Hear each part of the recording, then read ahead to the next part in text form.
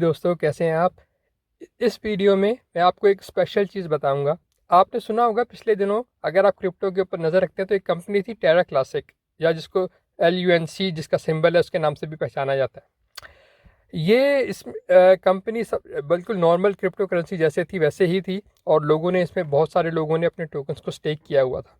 लेकिन फिर एकदम मार्केट पता चला कि कंपनी के साथ कोई प्रॉब्लम है, उसका जो CEO है, उसका जो ओनर है, उसने कुछ फ्रॉड किया है, और कंपनी का जो टोकन है उसकी प्राइस एकदम नीचे आ गई, क्रैश कर गई। आप देख सकते हैं कि 120 से लेकर नीचे गिरते गिरते कहाँ तक आ चुकी है, 0.00024 पे जा चुकी है। यानी तकरीबन लोगों की बिल्कुल सब कुछ वो अपना उसमें इस पर लूज़ कर चुके हैं। ऐसा क्यों हुआ? ऐसा इसलिए हुआ कि एक स्टेकिंग, अगर आप जानते हैं कि स्टेकिंग क्या होती है, तो आपको पता होगा कि स्टेकिंग के अंदर हम अपने अपने टोकन को या कॉइन को एक जगह पे स्टेक करते हैं, और वो फिर एक ख़ास टाइम के लिए वो लॉक हो जाता है, कुछ एक हफ्ते के लिए, एक महीने के लिए, 6 महीने के लिए, 1 साल के लिए, जो भी।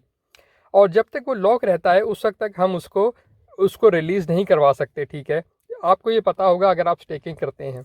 अब लोगों हुआ क्या था इस कंपनी के साथ कि लोगों ने अपने टोकन को स्टेक किया हुआ था, और जब वो न्यूज़ ब्रेक हुई तो लोग अपने जो टोकन है उसको ज़ाहिर है कि लॉक होने की वजह से रिलीज़ नहीं करवा सके, और वो मार्केट उनकी क्रैश कर गई, और उनका तकरीबन 99.999% उसकी वैल्यू ख़त्म हो गई टोकन की। ये स्टेकिंग का प्रॉब्लम है। ये स्टेकिंग के अंदर ये रिस्क है, क्योंकि जब भी इंसान स्टेक करता है तो उसको सोच के स्टेक करना चाहिए कि वो कितने टाइम के लिए स्टेक करना चाहता है। मार्केट इस वक्त किस पोजीशन पे खड़ी है, मार्केट नीचे है, मार्केट ऊपर जाएगी तो कितने टाइम में जाएगी, अगर ऊपर है तो नीचे कितने टाइम में जा सकती है। ये सब साथ को सोच कर डिसाइड करना पड़ता है कि कितने टाइम के लिए अपने टोकन्स को स्टेक किया जाए, कितने टाइम्स के लिए उनको लॉक किया जाए।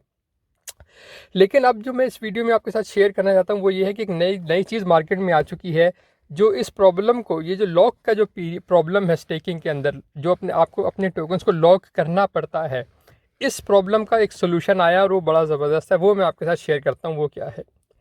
एक चीज़ होती है, उसको कहते हैं लिक्विड स्टेकिंग। ठीक है, ये आपके सामने लिखा हुआ है, multi chain liquid staking platform. ये मल्टी चेन प्लेटफॉर्म को छोड़ दें, बस लिक्विड स्टेकिंग के ऊपर मैं आपसे बात करना चाहता हूँ।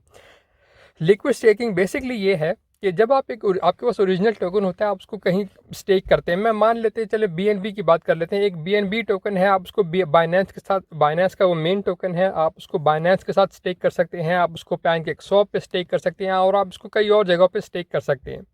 लेकिन जैसा मैंने कहा कि हर जगह क्योंकि उसको स्टेक करते साथ ही उसको लॉक करना पड़ता है।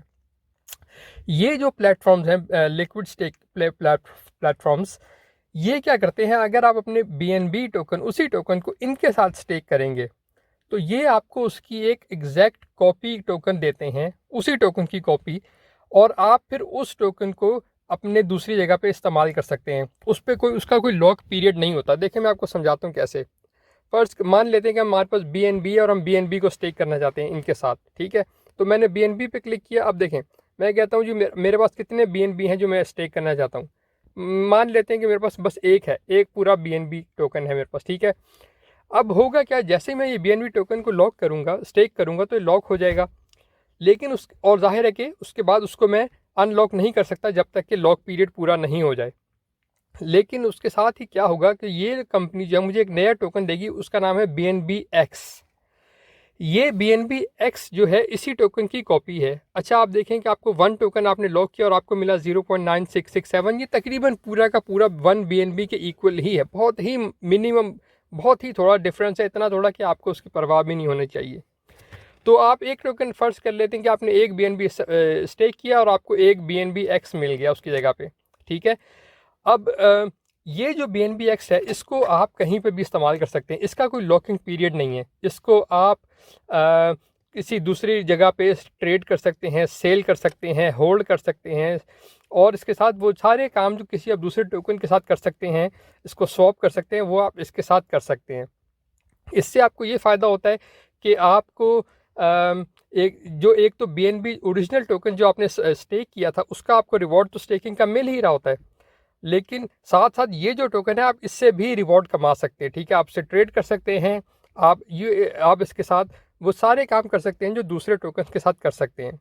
तो इसको कहते हैं लिक्विड स्टेकिंग। और इसका मैंने आपको बताया कि कोई लॉक पीरियड भी नहीं होता, यानी अगर किसी एक मार्केट ऊपर गई है तो आप इसको बेच के प्रॉफिट ले सकते हैं, ठीक है। अगर मार्केट नीचे गई चली गिर रही है तो आप इसको बेचकर अपना जो ओरिजिनल टोकन है उसको रिलीज़ करवा सकते हैं, ठीक है। तो ये ऐसे काम करता है, इसको कहते हैं लिक्विड स्टेकिंग। अब इस वक्त जो मार्केट में और भी कुछ कंपनीज हैं, लेकिन मैं आपके सामने सिर्फ ये 2-3 कंपनीज है ये इनका दिखा रहा हूँ। अगर आपको और इनके बारे में पता करना है तो मैं अगली वीडियोस बनाऊंगा, उसमें मैं आपको एक एक कुछ और कंपनीज के बारे में भी बताऊं। हो सकता है इन्हीं में से किसी की डिटेल में भी जाऊं, तो उसके लिए आप अगर जानना चाहते हैं तो मेरे चैनल को सब्सक्राइब कर लें, ताकि जब मैं वीडियो बनाऊं तो आपको पता चल जाए। इस वीडियो के अंदर जो मैं कंपनीज आपके सामने लेकर आया हूँ वो एक ही है स्टेडर, दूसरी है ये एंकर, और तीसरी है ये लिडो, ठीक है। ये सब लिक्विड स्टेकिंग कंपनीज हैं और आप उनमें से किसी को भी यूज़ कर सकते हैं, लेकिन आप अपना खुद डिलीजेंस कर लें, खुद अपनी रिसर्च भी कर लें। अगर आपको कोई चीज़ समझ नहीं आ रही आप मुझे कमेंट में पूछ सकते हैं और मैं आपको उसका जवाब दे दूँगा अपने कमेंट्स के सेक्शन में ही। तो मुझे उम्मीद है कि आपको समझ में आ गई होगी कि लिक्विड स्टेकिंग क्या चीज़ होती है। अभी भी आपका अगर कोई क्वेश्चन है तो आप मुझे कमेंट में पूछ सकते हैं। उम्मीद है आपको वीडियो पसंद आई होगी। इसके साथ ही वीडियो को मैं यहीं ख़त्म करता हूँ। चैनल को सब्सक्राइब कर लीजिए। शुक्रिया।